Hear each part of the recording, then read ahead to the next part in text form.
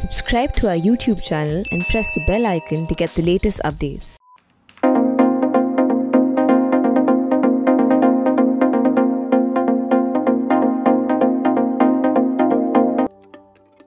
In his 1992 election campaign, Bill Clinton immortalized a line. What was it? It's the economy is stupid, which means everything else doesn't matter. But if you promise voters to improve their economic status, then they will vote for you. And if you deliver on the economy, you keep winning. So politics is about economics.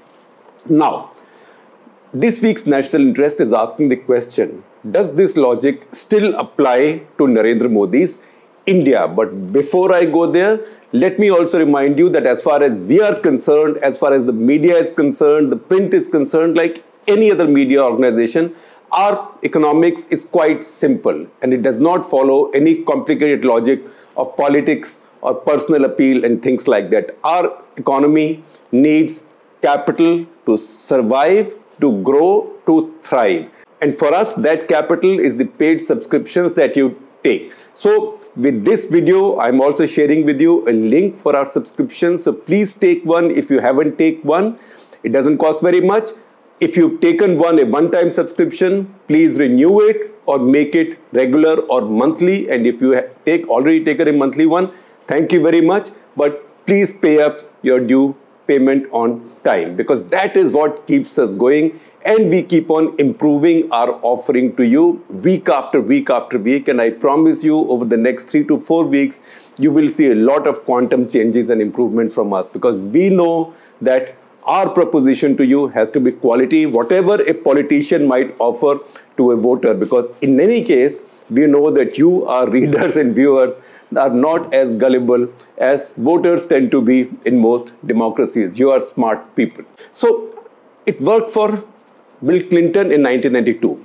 It got him re-elected because he delivered on the economy. And you've seen since then, for about 25 years, leaders across the world picked up on this dictum. And it worked for them. Is it still working for them? That is the question. Now, 2014, Narendra Modi came to power again on the same promise that I will bring the Gujarat model. It was the first time that a chief minister in India's history was selling as his key proposition his track record of multiple terms as chief minister in his own state as a national offering. And he won a famous victory. So he made a big promise on the economy. More jobs, more growth, sabka saath, sabka vikas, etc. At the same time, he also promised to deliver on self-respect, on pride, fighting terrorism, and Hindutva, the Hindu culture, the Hindu identity. Now, if you look at what he has done over the past 7 years, I think it will be quite safe for me to say, at least factual for me, safe I don't know, because people get angry and I may deal with some brickbats on social media. But the fact is that on his first proposition, that is on the delivery on the economy, his performance has been quite dismal. I would say that he has failed to deliver on his economic proposition for the first 7 years.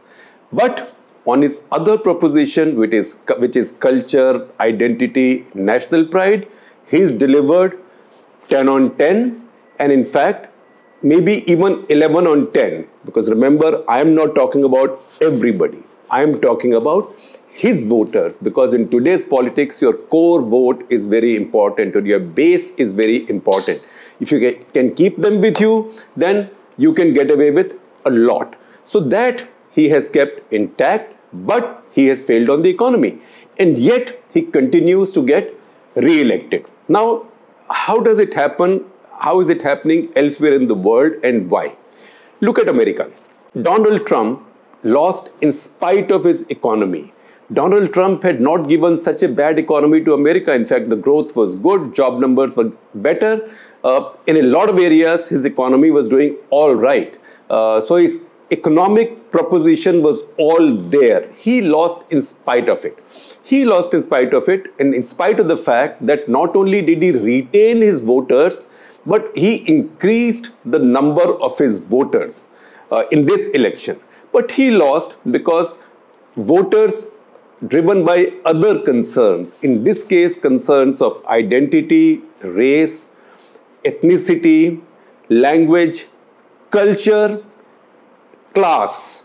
That came in the way, and all of them became too many for even his increased voter base, and he lost, I will say, in spite of the economy. So that it's the economy stupid logic did not work in his case, because Biden's offering to the voters was also not a great economic boom.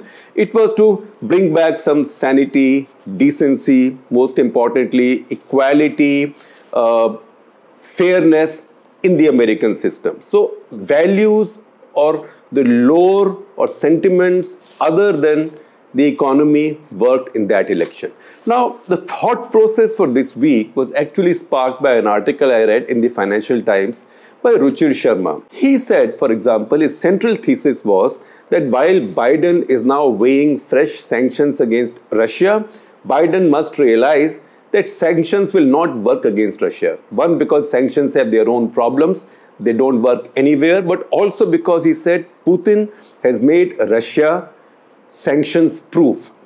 And he has marshaled quite a bit of data to show why, because he says Russia now has humongous foreign exchange resources.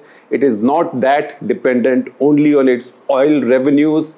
It also does not run such a large debt. It has very small amount of national debt as a percentage. Its foreign debt is small as a percentage of its GDP.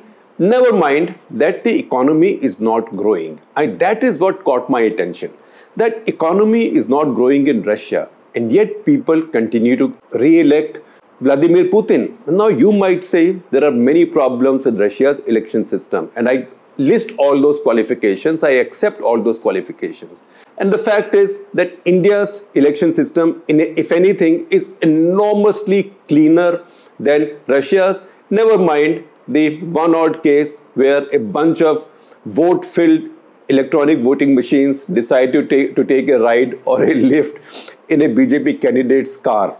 Sarcasm apart, Indian election system is much fairer, but even the Russian system, even if you held a fair election in Russia, Putin would still win. Now, how does he keep on winning? It made me think. How does he keep on winning if his economy is not growing at all? In fact, while his foreign exchange reserves have risen, it's also true that his economy, overall, his GDP, has contracted relative to other peers, especially emerging markets, including the other member states in the BRICS grouping. That is, the other states are Brazil, India, China, South Africa. Now, if you compare Russia with India, Russia's economy today at $1.7 trillion is about 60% of India's economy. And the way things are going, gap will keep on increasing, even though this has been a bad year for India. So Russia is not going to catch up with India. Of course, India's population is much larger. But why is it so that if his economy is not growing, which would imply that jobs are not growing, that people's incomes are not growing, why are people still voting for him? Now, people are voting for him because they know what came before Putin. Before Putin came a long period of political instability after 1989, after the decline of communism, the fall of the Berlin Wall, the decline of Gorbachev, and then you had all these other characters go in and out. So many that sometimes even I forget the order: Chernenko, Andropov, Yeltsin, so many of them. And then Putin came, and they think that Putin brought stability to Russia. So very important sentiment, stability. Second, Putin restored Russia's self-respect. In what sense? Russia did not become economically a big power again, but since Putin took charge fully, after that, the ruble did not evaporate as it had done at least twice in the past. Second, he strengthened Russia enough in terms of policy, in terms of military, that he was able to put down all the insurgencies, terrorism, whether coming from Chechnya or wherever, into Russia. Second, he was able to tell all his neighbors who the boss is.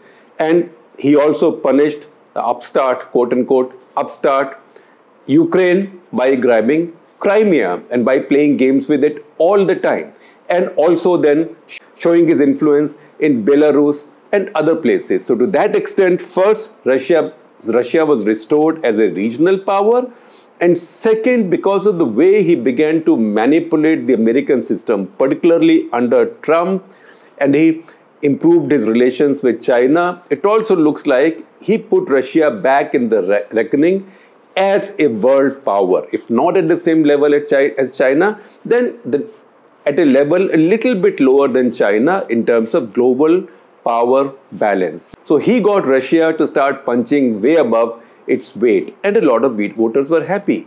Now, why were they happy? Because we must remember that while the economy is a strong sentiment which drives voters' minds, there are also other sentiments. One is identity. Identity can be my religion, most important.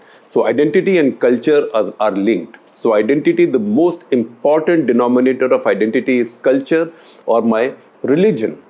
Or it can be my language, it can be my ethnicity, it can be my race, and also nationalism. So one is identity and culture, and second is nationalism and national pride, because those things most people, most voters find non-negotiable. So most voters might say that, look, if my economic fate doesn't improve, I can take it easy, I can take time, I can make a sacrifice for now, but I will not accept the diminishing of my national pride or the stature of my country or the undermining of my religion, my language, my culture or my identity. So demagogues around the world have figured this out, that if you get your offering right on these two areas, on these two parameters, then the economy can wait. So Putin is a very good example of how that's worked. How this has worked in Narendra Modi's case in India. In Narendra Modi's case, 2014, I told you, he promised you a great economic boom, Gujarat model, etc., and also restoring national pride and restoring the majesty of the Prime Minister's office, because under UPA, that seems to have been diminished. Now, I take you back, again, just as we talked about the years that led to the rise of Putin, look at the years that led to the rise of Narendra Modi. So a bunch of things happened in those years. First of all, in the previous 20 years or so, or at least 15 years, between Vajpayee, the full Vajpayee period and the full Manmohan Singh period, that's about 16, 17 years. In that period, you had these serial terrorist attacks coming in from Pakistan. Everybody believed that they were coming in from Pakistan, topped by 26/11 in 2008. So a sense had built up over these 20 years under both Vajpayee and Manmohan Singh, because remember, it was under Vajpayee that the Kandahar hijack took place. It was under Vajpayee that the assembly building in Srinagar was blown up by a car bomber. It was under Vajpayee that Parliament was attacked. It was under Vajpayee that many other attacks, prominent attacks, took place, and then it was under UPA that once again a series of attacks took place in trains in Mumbai and elsewhere, bombings in Delhi, Jaipur, etc., and also topped by 26/11. So there was a sense that was built up over a generation of Indians now, that a smaller country, a much weaker power, could come and bleed us anytime it wished. And all we did in response was to go complaining to the Americans, to the Brits, to the Chinese, to the Russians. So it looks like India was not behaving like the power it should be, that India was punching below its weight. That was one issue. The other issue was that India had economic growth between, say, 2002 and 2008. That economic growth had created a great mood of optimism in India. In fact, 2007 was the year of India. India everywhere was the theme at Davos, and everybody was celebrating the rise of India. That optimism propelled UPA to their second victory in 2009 with larger numbers. Part of that had come from economic growth. Part of it had also come from India's rising stature. Also remember, that is when Manmohan Singh had signed the nuclear deal. He had defied opposition from his usual opposition, but also his allies, the left, who had left him, and also from within his own party to face a vote of confidence, and he had won it. So that prime minister looked stronger than before. So 2009 they came to power. The next 5 years, UPA completely changed direction. Over the next 5 years, the party began eating up Manmohan Singh's government. The party began talking of inequality, poverty, etc. instead of tom-tomming its economic success and growth. In fact, the party was in the contrary mood. Instead of saying 9% growth, they would say, oh, 9% growth, 91% destruction. And that blame was being laid at his door. And you saw increasingly that Manmohan Singh became weaker and weaker and weaker and weaker. And his office had lost all its power and charm and respect. So Modi rode all of that. When he came to power, he delivered on one promise, which is restoring the majesty of the Prime Minister's office brilliantly, because he's now the strongest Prime Minister we have had, Indira Gandhi included. Because his party is in his control much more than even Indira's was in her times.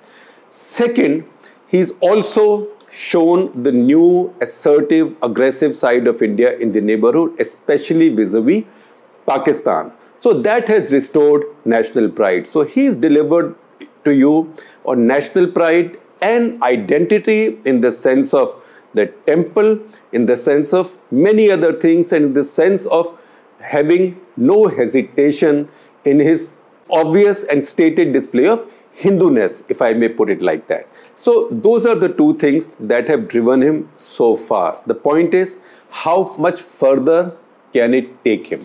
Because he knows that so far these sentiments have saved him from his economic performance. His economic performance has been very, very poor. In fact, barring the first 2 years since he came to power, when he had some tailwinds from the previous era of growth, growth has been declining under him. Of the last 9 quarters, 8 quarters, India's growth has declined. And this was before the pandemic came in. Once the pandemic came in, that became a big excuse. But during the pandemic, India's growth decline is the highest in the world among major economies.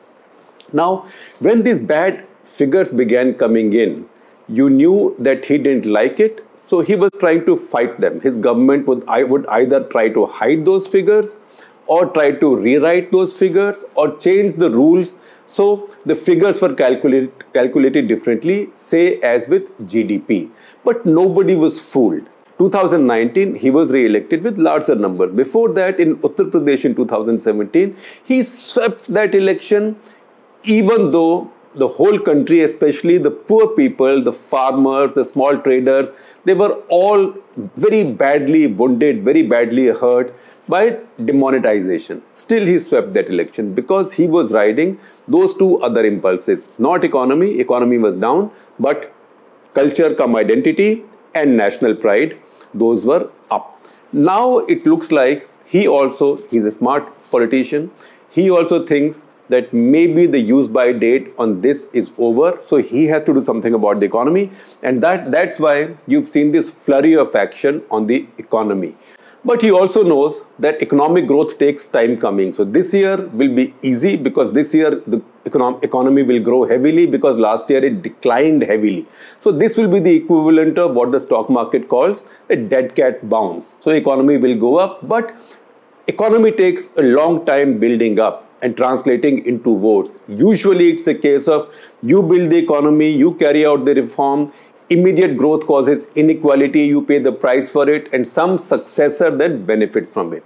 And second, you cannot count on it. Also, it's very difficult to be sure of a big economic boom in say 2 years, because that is when the campaign for 2024 will start. So he will keep focusing on the other two sides. The important question is his opposition. Will they understand it? Because so far they have shown no evidence of understanding it. In fact, they have waffled in those areas. They've concentrated their attack on him only in the area of economy and joblessness. But they fumble on issues of culture, like say on Sabrimala. Both the left and the Congress party made flip-flops on Sabrimala because they didn't understand cultural or identity sensitivities. So they made a big mistakes. Similarly, on nationalism, they make big mistakes. That came out in their skeptical response to the raid on Balakot for the Uri surgical strikes and also the Galwan clash. So those are areas which they have now ceded, I would say, full-heartedly to Narendra Modi. And as long as that happens, even if he's not able to deliver big time on the economy, he will continue winning, because you know what? We would like to change that principle that Bill Clinton started or launched in 1992. It's the economy is stupid. We will change it now to it isn't just the economy, genius.